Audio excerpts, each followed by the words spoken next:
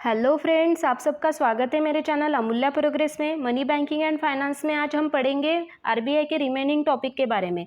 पहले वीडियो में हमने जो पढ़ा था वो था दोस्तों आरबीआई के बारे में जानकारी, मतलब सेंट्रल बैंकिंग क्या है और आरबीआई क्या है, कब उसकी इस्टेब्लिशमेंट हुई थी, कब वो इस्टेब्लिश हुई थी, वो क्या क्या फंक्शंस करती है उसके बारे में हमने जाना था। उसके बाद आरबीआई की सब्सिडायरीज कौन कौन सी है वो भी जाना था। उसके बाद उसके फीचर्स जाने थे और उसके बाद उसके ऑर्गेनाइजेशन के बारे में पढ़ा था। तो मनी बैंकिंग एंड फाइनेंस से रिलेटेड ऐसे ही वीडियो को देखने के लिए और पढ़ने के लिए मेरे चैनल अमूल्य प्रोग्रेस को लाइक कीजिए, शेयर कीजिए एंड सब्सक्राइब कीजिए। मनी बैंकिंग एंड फाइनेंस से रिलेटेड सभी वीडियोस की प्लेलिस्ट की लिंक मैंने डिस्क्रिप्शन बॉक्स में दे दी है दोस्तों। तो अभी जो टॉपिक हम आज पढ़ने वाले हैं उसकी तरफ बढ़ते हैं। तो आज जो हम टॉपिक पढ़ने वाले हैं दोस्तों रिमेनिंग, वो है role of RBI in Indian economy, उसके बाद functions and working of RBI. तो अभी हम देखते हैं आरबीआई के बारे में थोड़ा पढ़ लेते हैं, जो हमने पहले ही पिछले ही वीडियो में पढ़ा था। आरबीआई कब फॉर्म हुई थी दोस्तों? वो 1 अप्रैल 1935 को under the provision of reserve bank of India act के दौरान स्थापित हुई थी। उसके बाद वो उसको हम क्या कह के जानते हैं दोस्तों? वो हमारे कंट्री की सेंट्रल बैंक है। उसके बाद उसने पेडअप कैपिटल कितना लगाया था दोस्तों? 5 करोड़।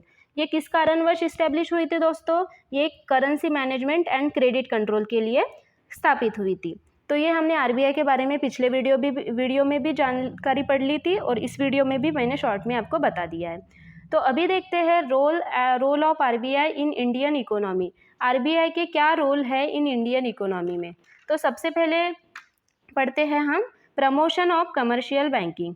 ये क्या करती है? प्रमोशन करती है कमर्शियल बैंकिंग का। द बैंकिंग रेगुलेशन एक्ट 1949 में रिजर्व बैंक के पास ये पावर दिया गया है कि वो कमर्शियल बैंकिंग को सुपरवाइज और कंट्रोल कर सके। How the bank will do it? कैसे करती है control and supervise? Liquidation and amalgamation of bank, improvement in operational standard and strengthen banking structure.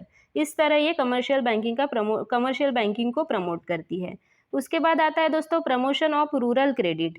Rural credit facilities, ये रूरल क्रेडिट फैसिलिटीज़ में deficiencies होने के कारण आरबीआई ने ये रिस्पॉन्सिबिलिटी ली है दोस्तों कि ज़्यादा से ज़्यादा रूरल क्रेडिट एग्रीकल्चरल एक्टिविटी के लिए फैसिलिटेट कर सके, फाइनेंस फैसिलिटेट कर सके, रूरल एरिया को क्रेडिट या फाइनेंस कर सके। ये हो गया प्रमोशन ऑफ रूरल क्रेडिट। उसके बाद आता है दोस्तों promotion of cooperative credit. Promotion of cooperative credit, cooperative credit भी एक स्पेशल फंक्शन है आरबीआई का। कोऑपरेटिव बैंकिंग के भी स्ट्रक्चर को स्ट्रेंथन कर सके, ऑपरेशनल स्टैंडर्ड उसमें ला सके, और उस कारण क्या होता है कोऑपरेटिव बैंक भी क्रेडिट को बढ़ावा दे सकती है। तो ये भी हो गया प्रमोशन ऑफ कोऑपरेटिव क्रेडिट। उसके बाद आता है दोस्तों promotion of industrial finance. Finance हो या क्रेडिट, ये इंडस्ट्रियल डेवलपमेंट का क्या होता है? पिलर होता है। 1957 में आरबीआई के तहत सेपरेट इंडस्ट्रियल फाइनेंस डिपार्टमेंट खोला गया और ये एक्सटेंडिंग फाइनेंशियल यूजफुल हो गया। इंडस्ट्रियल फाइनेंस ये लॉन्ग टर्म होता है, मतलब लंबे समय के लिए होता है। कैसे होता है? ये लंबे समय के लिए होता है। तो ये हो गया प्रमोशन ऑफ इंडस्ट्रियल फाइनेंस। उसके बाद आता है दोस्तों प्रमोशन ऑफ एक्सपोर्ट क्रेडिट। उसके बाद आता है promotion of export credit. Export system ये इंडिया के साथ सभी डेवलप देशों के लिए एक स्लोगन बन चुका है। फिलहाल में इंडियन इकोनॉमी ये एक्सपोर्ट के बढ़ावे पे ज़्यादा विश्वास करने लगी है और उसी के लिए ज़्यादा से ज़्यादा प्रोडक्शन की भी आवश्यकता पड़ती है। आरबीआई ने एक्सपोर्ट को बढ़ाने के लिए बहुत सारे प्रोजेक्ट हाथ में लिए हैं, जैसे कि आरबीआई ने कुछ क्रेडिट एक्सपोर्ट फैसिलिटी भी शुरू की है और उसके बाद export bill credit scheme and pre shipment credit scheme, ये दो बहुत इंपॉर्टेंट स्कीम आरबीआई ने शुरू की है दोस्तों। तो ये हो गया प्रमोशन ऑफ एक्सपोर्ट क्रेडिट। उसके बाद आता है रेगुलेशन ऑफ क्रेडिट। आरबीआई ये cost of credit, amount of credit and purpose of credit regulate और कंट्रोल करने के लिए डिफरेंट वेपन्स का यूज कर रही है। It means using quantitative weapons for influencing the purpose and direction of credit. ये हो गया रेगुलेशन ऑफ क्रेडिट। उसके बाद आता है क्रेडिट टू वीकर सेक्शन। क्या है? Credit to weaker section. RBI ये adequate and cheaper credit facility society के वीकर सेक्शन को भी प्रोवाइड करती है with the differential rate of interest scheme started in 1972। जो डिफरेंट रेट ऑफ इंटरेस्ट की स्कीम 1972 में स्टार्ट हुई है, उसके ज़रिए इस स्कीम के through concessional credit socially backward person को प्रोवाइड किया जा सकता है, ताकि वो प्रोडक्टिव एक्टिविटीज़ में एंगेज रह सके। इस स्कीम के थ्रू क्या होता है, concessional credit socially backward person को प्रोवाइड किया जा सकता है, ताकि वो प्रोडक्टिव एक्टिविटीज़ में एंगेज रह सके, वो अच्छा बिजनेस कर सके, या फिर कोई किसी चीज़ को बढ़ावा दे सके, किसी उसके फाइनेंशियल चीज़ को बढ़ावा दे सके। तो ये हो गया क्रेडिट टू वीकर सेक्शन। उसके बाद आता है exchange control. RBI has the ability to maintain the control on exchange the value of rupee. It has been able to develop the financial structure of the country consistent with national socio-economic objective and priorities. RBI ये able है, और किस लिए able है, वो exchange को maintain and control कर सकने के लिए, ताकि वैल्यू ऑफ रुपीज़ ये क्या कर सके, RBI कंट्रोल कर सके, मेंटेन कर सके एक्सचेंज की। तो ये हो गया दोस्तों एक्सचेंज कंट्रोल। तो रोल हमने पढ़ लिए। अभी हम आते हैं फंक्शंस पे। तो RBI के फंक्शंस कौन कौन से हैं दोस्तों? 2 फंक्शन है RBI के, एक आता है मॉनेटरी फंक्शन, दूसरा आता है नॉन मॉनेटरी फंक्शन। तो सबसे पहले हम जानते हैं मॉनेटरी फंक्शन के बारे में, उसके बाद जानेंगे हम नॉन मॉनेटरी फंक्शन के बारे में। उसमें 2 फंक्शंस आते हैं, सुपरवाइजरी फंक्शन और प्रमोशनल फंक्शंस।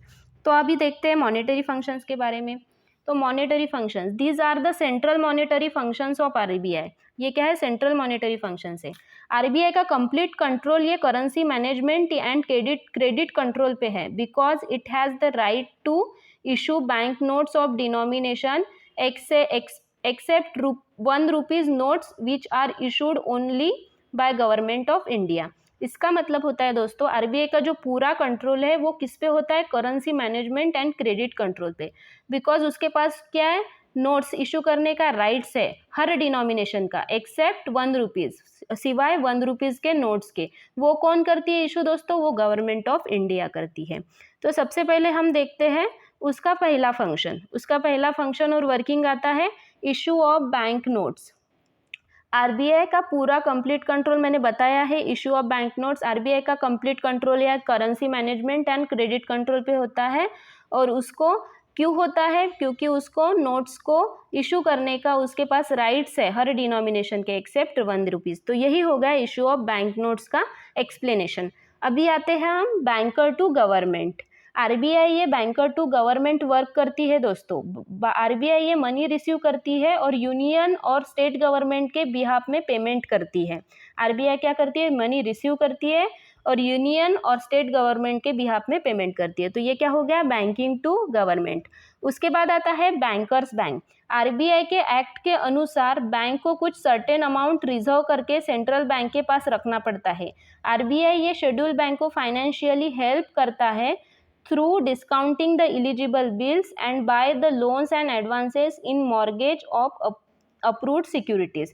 किसके through, discounting the eligible bills and buy the loans and advances in mortgage of approved securities। ये हो गया। तो उसकी वजह से ये RBI क्या हुई, बैंकों की बैंक हो गई, बैंकर्स बैंक हो गई।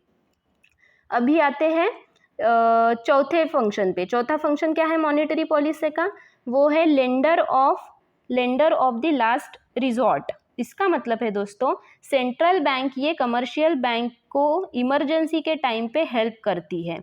कमर्शियल बैंक ये एक दूसरे को हर वक्त हेल्प नहीं कर सकती, बट सेंट्रल बैंक ये हमेशा एक से ज़्यादा बैंकों को हेल्प के लिए अवेलेबल रहती है। तो ये क्या हो गया, lender of the last resort. ये एक लास्ट रिसोर्ट है बाकी बैंकों के लिए। तो 5वें फंक्शन पे आते हैं दोस्तों। 5वां फंक्शन है custodian of foreign exchange reserve. Central bank ये फॉरेन एक्सचेंज रिजर्व को होल्ड करती है ताकि रूपी की एक्सटर्नल वैल्यू को मेंटेन रख सके। इंडिया ये इंटरनेशनल मॉनेटरी फंड, मतलब IMF जिसे बोलते हैं हम, इंडिया ये इंटरनेशनल मॉनेटरी फंड का एक पार्ट है। सो इंडिया को एक्सचेंज रेट ये फिक्स रखना पड़ता है विथ अदर मेंबर कंट्रीज। किसके साथ, विथ अदर मेंबर कंट्रीज। तो ये हो गया custodian of foreign exchange reserve. उसके बाद आता है दोस्तों क्रेडिट कंट्रोल। क्रेडिट कंट्रोल ये एक इम्पॉर्टेंट टेक्निक है जो मनी के डिमांड एंड सप्लाई को कंट्रोल रखने के लिए यूज़ होती है। क्रेडिट कंट्रोल क्या है? ये एक इम्पॉर्टेंट टेक्निक है आरबीआई के मॉनेटरी पॉलिसी की, जो मनी के डिमांड एंड सप्लाई को कंट्रोल रखने के लिए यूज़ होती है। तो ये हो गया क्रेडिट कंट्रोल। उसके बाद आते हैं दोस्तों आरबीआई के नॉन मॉनेटरी फंक्शंस पे, और नॉन मॉनेटरी फंक्शंस में पहला आता है सुपरविजरी फंक्शन। सुपरविजरी फंक्शन ये बेटर बैंकिंग सिस्टम इम्प्रूव और इस्टेब्लिश करने में हेल्प करता है। सुपरवाइजरी फंक्शन क्या करता है? Better banking system improve and establish करने में हेल्प करता है। तो सबसे पहला ऑप्शन इसमें देखेंगे प्रोवाइड लाइसेंस। आरबीआई ये कुछ सर्टेन कंडीशंस चेक करके लोन ग्रांटेड करती है। जैसे कि बिजनेस लोन को पकड़ते हैं हम, बिजनेस लोन के लाइसेंस को चेक करके और पोजीशन को देखकर ही लोन ग्रांटेड करती है आरबीआई। तो ये हो गया प्रोवाइड लाइसेंस। उसके बाद आते हैं coverage of bank operations. RBI को बैंकिंग रेगुलेशन एक्ट के गाइडलाइन के तहत पेड अप कैपिटल मेंटेन करना पड़ता है for maintaining the sound financial position of banking. तो ये हो गया कवरेज ऑफ बैंक ऑपरेशन। उसके बाद आता है liquidation of weak banks. RBI को एक आध वीक बैंक का लिक्विडेशन हो जाने के बाद उसे दूसरे स्ट्रॉन्गर बैंक के साथ मर्ज करना पड़ता है। आरबीआई को क्या करना पड़ता है? एक आधी वीक बैंक का लिक्विडेशन हो गया, वो बंद होने वाली है, तो उसको क्या करना पड़ता है? उस बैंक को स्ट्रॉन्गर बैंक के साथ मर्ज करना पड़ता है। किस लिए? For increasing the growth of commercial banking structure in country. For increasing commercial banking की कंट्री में ग्रोथ इंक्रीज करने के लिए ये करना पड़ता। क्या करना पड़ता है? Liquidation of weak banks. उसके बाद आता है दोस्तों फोर्थ ऑप्शन, वो आता है ब्रांच एक्सपांशन। ब्रांच एक्सपांशन में हम देखेंगे आरबीआई ये कमर्शियल बैंकिंग के न्यू ब्रांचेस को ओपन करने के लिए परमिशन देती है। क्या करती है? आरबीआई ये कमर्शियल बैंकिंग के न्यू ब्रांचेस को ओपन करने के लिए परमिशन देती है, मतलब ब्रांच का क्या हो गया? एक्सपांशन हो गया। उसके बाद आते हैं एक और ऑप्शंस पे, वो आता है issue directions on credit control. RBI ये सेक्टरल कवरेज बैंकों को ओपन करके देता है। क्या करते हैं? सेक्टरियल कवरेज बैंकों को ओपन करके देता है ताकि सेगमेंटेड एरिया को फाइनेंशियल कवरेज प्राप्त हो सके। सेगमेंटेड एरिया कौन कौन से हैं? Agricultural area, small scale industry area, self employed persons जो होते हैं, स्मॉल बोरोवर्स जो होते हैं, उनको क्या करती है? कवरेज, फाइनेंशियल कवरेज ओपन करके देती है। तो इसका मतलब ये हो गया है issue direction on credit control. उसके बाद आते हैं दोस्तों training of bank personal. RBI ये बैंकों को पर्सनल लेवल पे ट्रेनिंग प्रोवाइड करता है with the help of training institutions. उनके इंस्टीट्यूशन के थ्रू ट्रेनिंग प्रोवाइड करता है। उसके बाद आता है दोस्तों रिस्ट्रिक्ट लोन एंड एडवांसेस। उसके बाद क्या आता है? Restrict loan and advances. Loan and advances को भी, बहुत सारे लोन एंड एडवांसेस को भी वो क्या करता है? रिस्ट्रिक्ट करता है। उसके बाद आता है collect and supply information. RBI क्या करता है? Regarding credit facility and changes in, अगर रेट ऑफ इंटरेस्ट में अगर चेंजेस हो गया तो वो क्या करता है? इंफॉर्मेशन कलेक्ट करता है एंड बाकी बैंकों को, नीचे की बैंकों को, कमर्शियल और कोऑपरेटिव बैंकों को उनके तहत, उनके रिगार्डिंग वो सप्लाई करता है। उसके बाद आता है दोस्तों स्प्रेडिंग बैंकिंग हैबिट। आरबीआई क्या करता है? पब्लिक में ट्रस्ट जनरेट करके आरबीआई ये सेविंग एंड डिपॉजिट हैबिट लोगों में क्रिएट करता है। क्या करता है? पब्लिक में ट्रस्ट जनरेट करके आरबीआई ये सेविंग और डिपॉजिट हैबिट को लोगों में क्रिएट करता है, हैबिट क्रिएट करता है लोगों में। तो ये हो गया स्प्रेडिंग बैंकिंग हैबिट। उसके बाद आता है दोस्तों लोगों को, और उसके बाद मैंने ये भी बताना चाहती हूँ स्प्रेडिंग बैंकिंग हैबिट में लोगों को ट्रस्ट इंप्रूव करने के लिए डिपॉजिट इंश्योरेंस ये बेहतरीन किरदार निभाता है दोस्तों, डिपॉजिट इंश्योरेंस। और इसका काम आरबीआई की सब्सिडायरी डीआईसीजीसी करती है। कौन करती है? डीआईसीजीसी करती है। तो उसके तहत क्या होती है? स्प्रेडिंग बैंकिंग हैबिट जो है वो स्प्रेड होती है। उसके बाद आता है दोस्तों केवाईसी नॉर्म्स। ये सभी हमने पढ़ ली है, अभी आते हैं केवाईसी नॉर्म्स पे। आरबीआई ने नई गाइडलाइन शुरू की है। कौन सी गाइडलाइन है वो? Which known as know your customer, KYC. और बैंक को उन सभी नॉर्म्स से वाकिफ रहना पड़ता है। केवाईसी के सभी नॉर्म्स से क्या रहना पड़ता है, बैंक को वाकिफ रहना पड़ता है, उसके बारे में हर वक्त उसको जानकारी रखनी पड़ती है। तो उसके बाद आते हैं दोस्तों नॉन मॉनेटरी पॉलिसी के दूसरे फंक्शंस के बारे में, वो है प्रमोशनल फंक्शंस। आरबीआई ये प्रमोटर ऑफ फाइनेंशियल इंस्टीट्यूशन का काम करती है और ऐसे इंस्टीट्यूशन डेवलपिंग इकोनॉमी में फाइनेंशियल रिक्वायरमेंट पूरे करते हैं।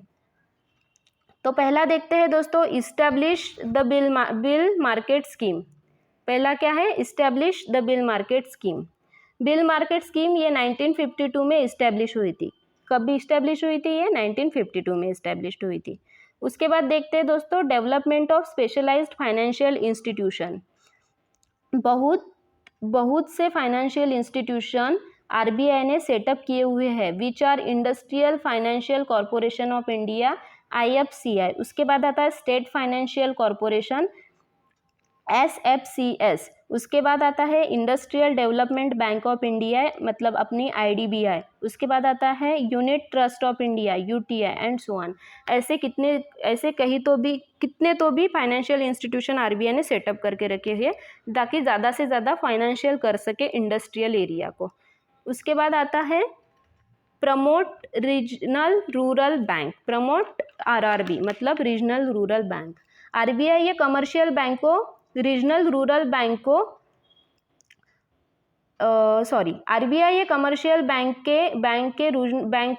रीजनल रूरल बैंकों के नंबर को इंक्रीज करने में मदद करती है ताकि रूरल एरियाज में भी बैंकिंग सिस्टम डेवलप हो सके। आरबीआई क्या करती है, कमर्शियल बैंक को रीजनल रूरल बैंक के नंबर्स को इंक्रीज करने में मदद करती है, रूरल एरिया में बैंक को एक्सपांशन करने में मदद करती है, ब्रांचेस ओपन करना चाहती है ताकि रूरल एरिया में भी बैंकिंग सिस्टम डेवलप हो सके।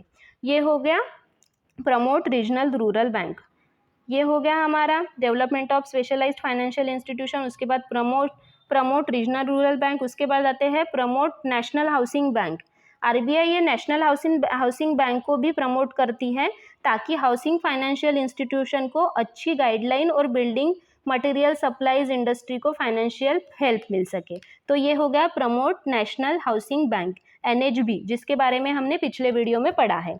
उसके बाद देखेंगे establishment of export import bank of India. इसका मतलब होता है आरबीआई ये export bank and import bank establishment facilitate करती है for growing foreign trade off the country. RBI ये क्या करती है, एक्सपोर्ट बैंक और इंपोर्ट बैंक के इस्टेब्लिशमेंट को फैसिलिटेट करती है फॉरेन ट्रेड को बढ़ाने के लिए कंट्री में। एक्सपोर्ट मतलब क्या आता है इसमें, एक्सपोर्ट बैंक का मतलब होता है opening branches in foreign countries. हमारी जो बैंक की जो ब्रांचेस है वो फॉरेन कंट्रीज में ओपन करना। और इंपोर्ट का मतलब होता है फॉरेन की जो ब्रांचेस है, फॉरेन की जो बैंक ब्रांचेस है ये हमारी कंट्री में ओपन करना। तो ये हो गया establishment of export import bank of India. उसके बाद आता है promote research. Various kind of research in the field of banking are promoted by the RBI. हर तरह के अलग अलग तरह के रिसर्च जो है, रिसर्च को आरबीआई क्या करती है, बैंकिंग रिलेटेड रिसर्च को वो प्रमोट करती है आरबीआई। तो ये हो गए नॉन मॉनेटरी पॉलिसी में सुपरवाइजरी और प्रमोशनल फंक्शन। तो हमने आरबीआई के बारे में सभी टॉपिक हमने कवर कर लिए दोस्तों। तो ऐसे ही मनी बैंकिंग एंड फाइनेंस से रिलेटेड और कॉमर्स एंड मैनेजमेंट से रिलेटेड सभी सब्जेक्ट के वीडियोस देखने के लिए मेरे चैनल अमूल्य प्रोग्रेस को लाइक कीजिए, शेयर कीजिए एंड सब्सक्राइब कीजिए। Thank you friends.